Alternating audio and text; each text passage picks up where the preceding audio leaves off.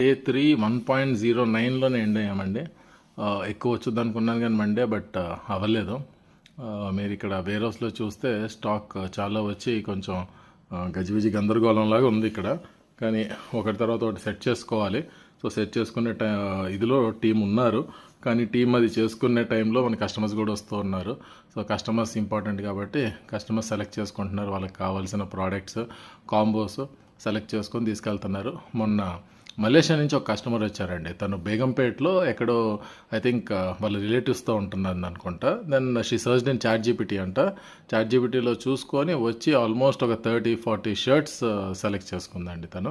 So we're very happy that తను ఎతుక్కుంటూ వచ్చి మన దగ్గర పర్చేస్ చేసుకుంది. అదర్ దట్ కూడా చాలామంది కస్టమర్స్ వస్తారు, వచ్చి చూసుకొని వెళ్తారు.